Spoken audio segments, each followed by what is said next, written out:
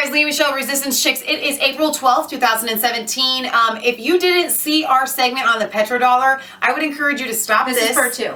And go and watch that one first and then come back to us. So this is explaining it into a deeper level. I forgot the guy's YouTube handle already, but he put together a really cool 10-minute segment on this. And I want to read to you a little bit, just delve a tiny bit, this is so deep, right, into the petrodollar and why this is so important and why it's so important when we're viewing this through recent events. We should still be doing this if Syria wasn't on the plate, but because it is, it makes it more pressing. Right. Okay. And if you're not from the United States, this is still very important. Oh, absolutely. This is world. This is worldwide. Okay. Yeah. So an end of an era. We believe that an economic collapse is inevitable. Everybody, economics who we talk to, and we listen to, it's imminent. The question is, how hard and how harsh is it going to be? And it hinges on this petrodollar, and they say all wars are banker wars, all wars are oil wars. But if you just say it like that and you don't delve into the humanity of the people dying because of it, not one person should die.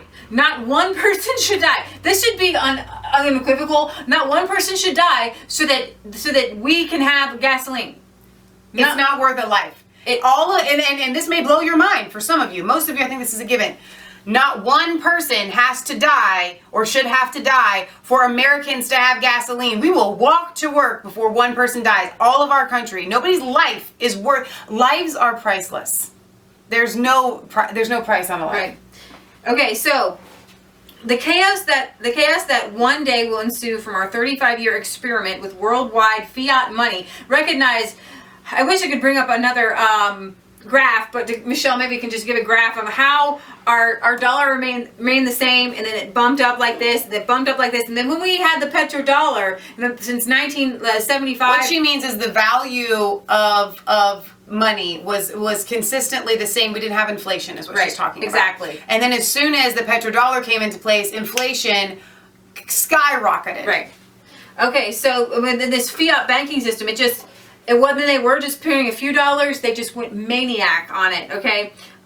Will require a return to money of real value. We will know that day is approaching when oil-producing countries demand gold or its equivalent for their oil rather than dollars or euros. The sooner the better, Ron Paul. And this is a picture of a new oil pipeline that is built in the Saudi desert, recognizing that Saudi Arabia financed and pretty much did 9/11, and a lot of people say 9/11 was a false flag or 9/11 was an inside job. I'm not saying that everyone in the upper echelons knew about Saudi Arabia and 9/11, but if you stick with me, we're going to go through some videos where Donald Rumsfeld, Dick Cheney, and George Bush are constantly lying and contradicting each other on Saddam Hussein, on Iraq. Why did we go in Iraq? Why? I mean, it's just constant lies. Okay, so you have a head to hear that something. All right. The intricate relationship between energy markets and our global financial system can be traced back to the emergence of the petrodollar system in the 1970s. This is not covered very much, you guys. This is so important, which was mainly driven by the rise of the United States as an economic and political superpower. For almost 20 years, the U.S. was the world's only exporter of petroleum. Its relative energy independence helped support its economy and its currency. Until around 1970, the U.S. enjoyed a positive trade balance. We do not have that anymore.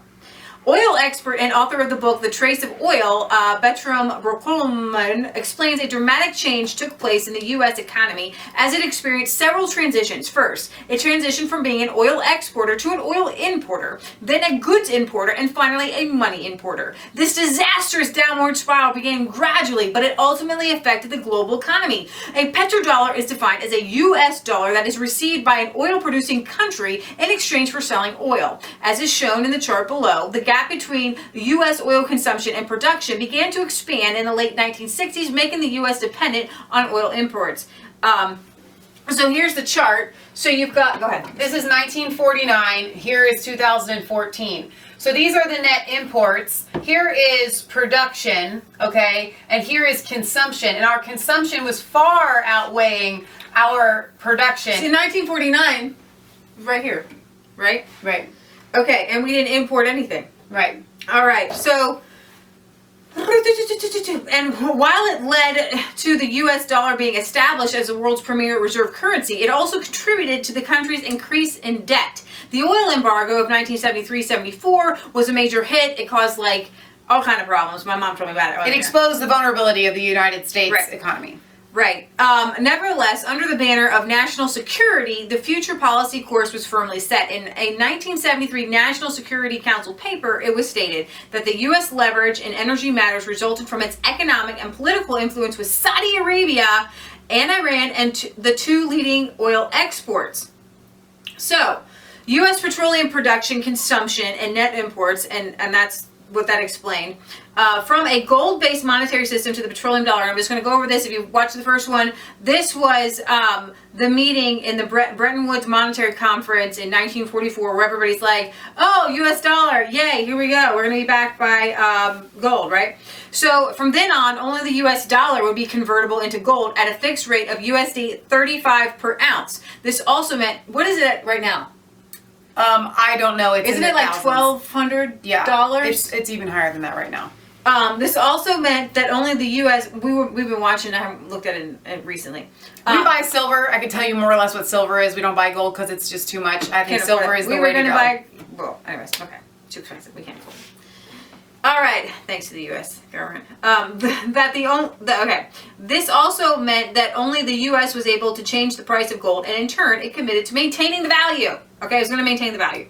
In 1945, the U.S. Treasury held about 18,000 metric tons of fine gold, which at the time represented 63% of official global gold reserves. The gold-backed dollar offered the world a reliable, stable currency. However, cracks in the Bretton Woods system began to emerge as U.S. export surpluses began to drop after 1960. The Kennedy-Johnson administrations were rather big on money printing. Ha! Woohoo! It's the mafia gangster season, you know. Be it to finance the space race or to spend on domestic social programs, which we couldn't afford. Keep reading. I'm going to look up what the gold is. A significant burden on the U.S. budget were also wars fought in Korea and Vietnam. So just keep printing money, right? Which had to be paid off by resorting to the usual war funding mechanisms, i.e. borrowing money. Thus, the country began to live on credit, and banks worldwide were flooded with U.S. dollars. These dollars represented gold claims on the U.S. though. Okay. In 1971, the U.S. temporarily suspended convertibility of the dollar into gold and announced that the dollar would be devalued to $38 per ounce. Leah's correct.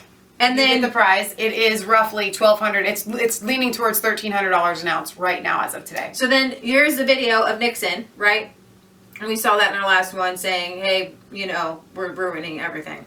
The run on gold ensued as European states, particularly France and Germany, were skeptical and wary of another devaluation. As a result, U.S. gold reserves eventually shrunk to about 286 million ounces. Richard Nixon then closed the gold window.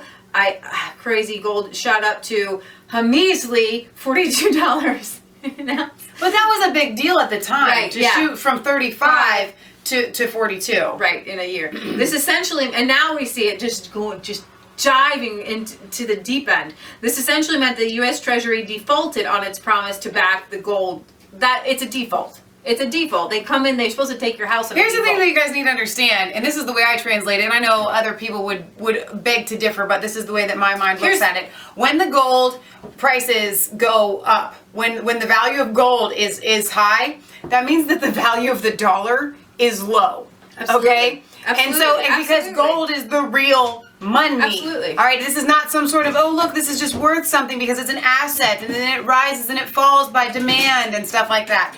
It does, but really, essentially, the higher gold, the price of gold is, the less your dollar is worth. So whether you buy gold or not, it is important for you to know what the value of gold is because it actually lets you know how devalued your dollar is compared to but this is what is really freaky, okay? In 1967, it's 35. 1968, it's 35. You have a little bit, we won't go into the London gold pool here. It dips back in, it's stable, but then by 1973, it jumps up to 125. You guys, we have super inflation, and that was just 38 years ago or whatever, in 1975. So this is really, really important. 1973 was an important year for oil. The oil embargo was imposed as a reaction to the Yom Kippur War, but it also related to the closure of the gold window. The dollar became nothing more than a fiat currency.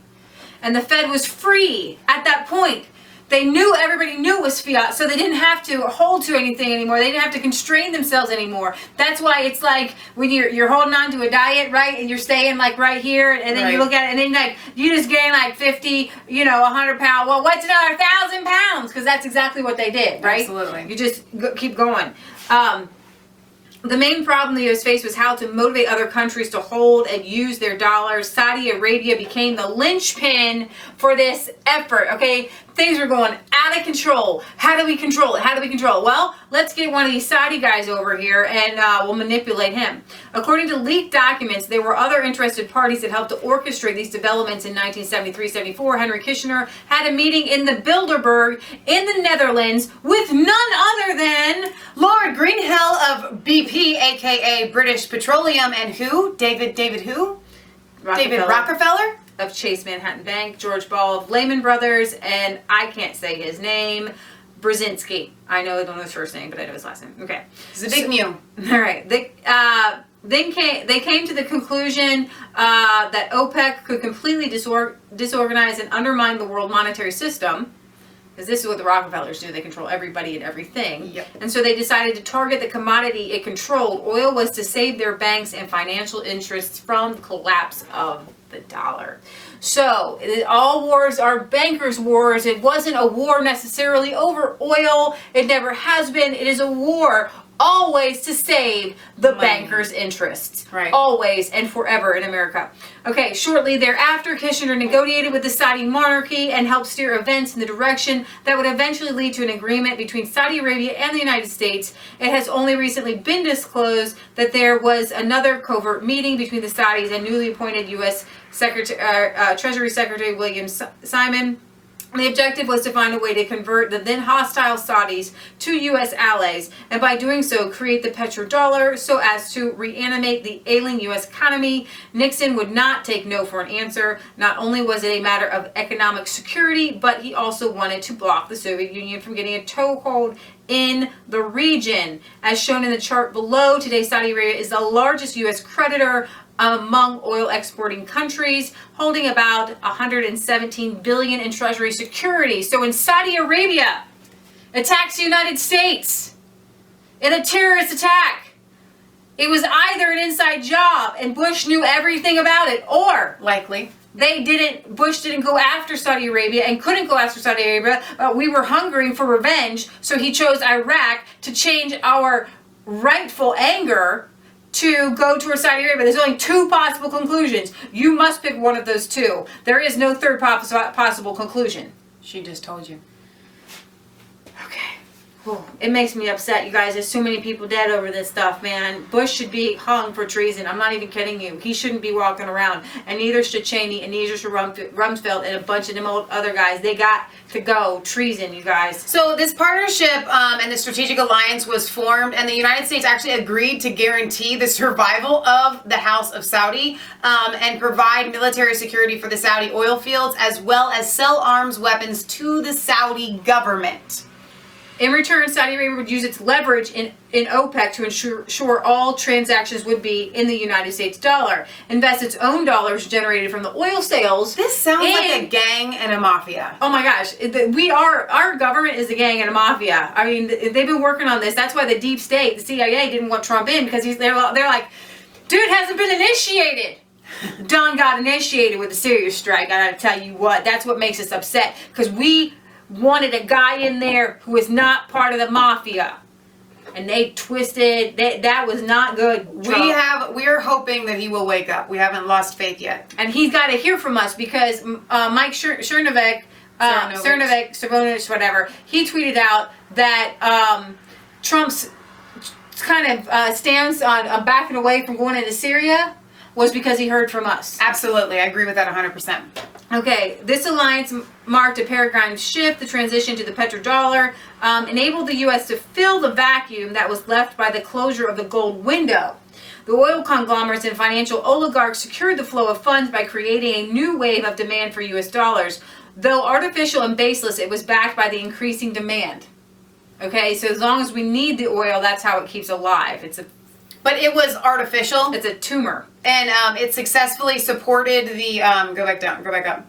The continuation of an expansionary U.S. monetary policy for decades, at least until the beginning of the global financial crisis. And where we find ourselves now. Exactly. Okay. We've already seen changes in the oil sale agreements made in recent years. In 2013, Russia's Rosneft agreed to supply China with oil, and people other countries are getting off of the U.S. dollar, and it's a little bit shaky, which is why we are always constantly in the Mideast. So that's why I want to take you to this. And that's a very good question. Why are we always in the Middle East? This is the answer. Right. People ask that question a lot. So this, again, is the continuation of that interview we saw, 7 countries in 5 years. 10 days after 9/11, I went through the Pentagon and I saw Secretary Rumsfeld and Deputy Secretary Wolfowitz. I went downstairs just to say hello to some of the people on the Joint Staff who used to work for me. And one of the generals called me in. He said, "Sir, you got to come in. You got to come in and talk to me a second." I said, "Well, you're too busy." He said, "No." He says, "We've made the decision. We're going to war with Iraq." This was on or about the 20th of September. I said, "We're going to war with Iraq. Why?" He said, "I don't know." He said, "I guess they don't know what else to do." So I said, "Well, did they find some information connecting Saddam to Al-Qaeda?" He said, No. He says, "There's nothing new that way. They just made the decision to go to war with Iraq." The one thing I remember somebody saying is that George Bush wanted to finish the war that his daddy started. Like, we don't know what to do about terrorists, but we got a good military and we can take down governments. And he said, "I guess if the only tool you have is a hammer, every problem has to look like a nail." So I came back to see him a few weeks later, and by that time we were bombing in Afghanistan. I said, "Are we still going to war with Iraq?" And he said, "Oh, it's worse than that." He said, he reached over on his desk, he picked up a piece of paper, and he said, I just got this down from upstairs, meaning the Secretary of Defense's office today, and he said, "This is a memo that describes how we're going to take out 7 countries in 5 years, starting with Iraq and then Syria, Lebanon, Libya, Somalia, Sudan, and finishing off Iran."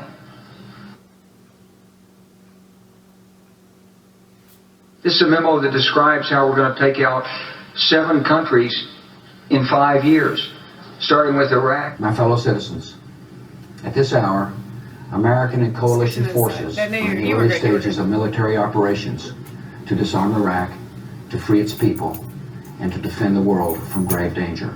And then Syria. We had a chance to talk about a wide range of international issues, including the situation in Syria. And I have to say that all of us who've been seeing the terrible pictures coming out of Syria, always with the pictures, almost recently, recognize it is absolutely imperative for the international community to rally and send a clear message to President Assad that it is time for a transition. This guy doesn't want to be in office again. That regime to move on, and it is time to stop. You're a liar, Obama. Of Syrian citizens by their own government. Lebanon. They both had different reasons, the State Department and the White House, for wanting Israel to do it, encouraging them to do it, supporting them. Our Air Force worked very closely with the Israeli Air Force for months before this, not necessarily with a deadline, knowing when it would happen. It was always going to be whenever there was an incident, they would take advantage of an incident. The word I used was fortunate timing. When Hezbollah grabbed some of the Israeli soldiers in early July, that was then a pretext, I think that's the only word, for a major offensive that had been in the works a long time. Libya. Today we can definitively say that the Gaddafi regime has come to an end. The last major regime strongholds have fallen. The new government is consolidating the control over the country. What And one of difference the does world's it make? longest-serving dictators is no more. Somalia. Well, violence isn't only on the rise in Afghanistan. In fact, it looks like America's shadow wars have now increased by 1. Drone strikes have long been reported in Pakistan and Yemen, but now there's news that a week ago, a U.S. drone aircraft fired on 2 leaders of the Somalian organization Al-Shabaab. Sudan. President Obama is sending 100 combat-equipped troops to Central Africa to advise local forces on getting rid of one of the continent's most vicious operatives, Joseph Kony, the head of the Lord's Resistance Army, a group responsible for atrocities across the region.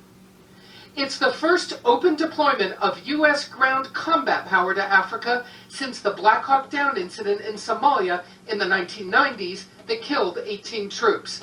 U.S. troops may wind up now in Uganda, South Sudan, the Central African Republic, and the Democratic Republic of the Congo. It's part of a growing military effort to engage in Africa. Finishing off Iran. No, we Okay, don't. so I wanted to show you that, and We should wrap up this one, okay, so we can come back again okay. before our camera I dies out on don't. us. I don't have anything else to say on that.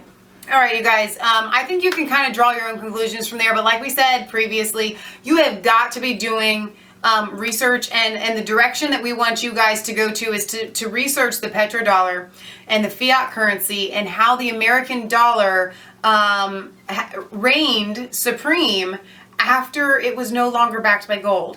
And yet we have all this inflation. We have millions and billions and trillions of dollars of debt in our country, thanks to this sweet deal, and how it is highly possible and probable that they used something like this and the threat of economic collapse over Donald Trump's head to influence him to go against everything that he believes on this subject.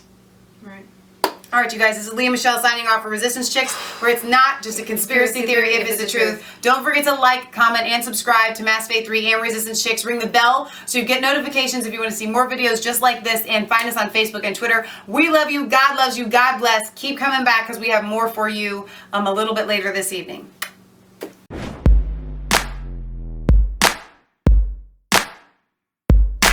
I was cold all alone. No place for